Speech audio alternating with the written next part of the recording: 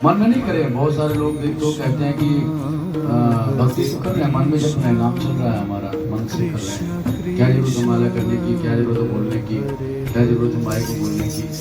तो मन अगर हमारे पास में होता, मन इतना अच्छा होता, तो फिर संसार में जो इतने सारे अत्याचार, दुराचार, पापाचार हो रहे हैं वो तो होते ही नहीं। सारा खेल मन का है।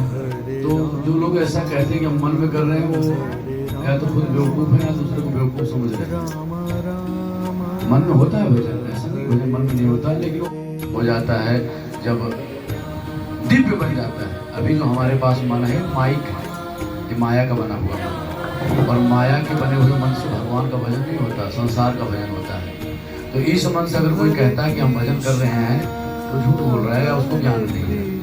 यही मन जब गुरु कृपा से, भगवत कृपा से और नित्य निरंतर प्रभु के नाम के स्मरण से दिव्य बन जाएगा, तब इसी मन से जो है चिंतन शुरू हो जाएगा, भगवान का ध्यान शुरू हो जाएगा और नाम संकीर्तन शुरू हो जाएगा।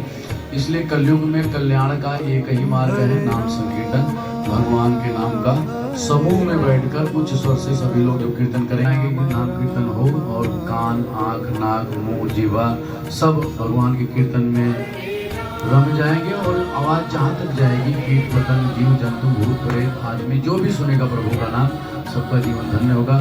तुलसीदास जी कह रहे हैं कि भाव को भाव अलग आलसहूँ, जपत निरंतर 10 दिश मंगल भय हूँ। जिस किसी भी तरह से भगवान का नाम कान में पड़ जाए, सुनाई दे जाए, भगवान का नाम मुख से निकल जाए, किसी भी भाव से आपका केवल मंगल होगा, केवल मंगल होगा और केवल मंगल होगा।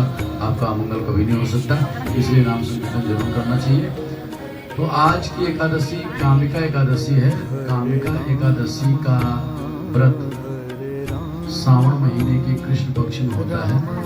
ये सावन महीना चल रहा है, कृष्ण पक्ष चल रहा है, इसमें एकादशी है।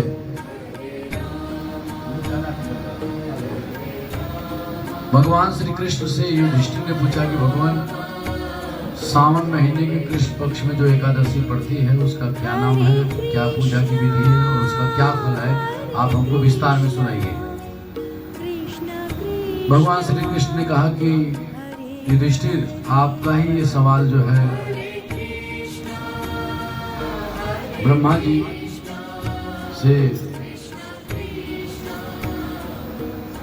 नारद ने किया था अपने पिताजी से कि कामिका एकादशी व्रत का महत्व हमको बताइए, एकादशी पालन करने की विधि हमको बताइए, और क्या करें क्या ना करें एकादशी में, ये भी हमको बताइए। तो ब्रह्मा जी बता रहे हैं कि हे नारद, आपने बड़ा समाज के कल्याणकारी प्रश्न पूछा है। समस्त जीवों का इसमें बड़ा कल्याण है, बड़ा लाभ है सबको। एकादशी व्रत समस्त व्रतों का फल देने वाला इकलौता एकमात्र व्रत है। कह रहे हैं कि जो फल आप काशी में रह के, नैमिषारण्य में रह के या गंगा स्नान करके प्राप्त करेंगे, उस फल से कहीं लाखों करोड़ों गुना ज्यादा फल आपको केवल मात्र कामिका एकादशी करने से मिल जाएगा। यहाँ तक कि जो कामिका एकादशी से फल मिलेगा, उसकी बराबरी जो है वाजपेयी यज्ञ भी नहीं कर सकता, काशी भी नहीं कर सकता, नैमिषारण्य भी नहीं कर सकता और गंगा स्नान भी नहीं कर सकता। यानी आप अगर कल्प तक काशी में वास करें या गंगा स्नान करें या नैमिषारण्य में वास करें, तो उसका जो पुण्य आप प्राप्त करेंगे वह आप कामिका एकादशी के बराबर भी नहीं प्राप्त कर पाएंगे। तो यह व्रत अति उत्तम व्रत है। जो लोग पाप करते हैं, जो पापी हैं या जिन्होंने कभी पूर्व जन्मों में पाप किए हैं, या जाने अनजाने में जितने भी पाप लोगों से हो रहे हैं, एक पाप का डर सताता है, तो उनको चिंता करने की कोई जरूरत नहीं। वो अगर कामिका एकादशी करते हैं तो उनके सारे पाप जो है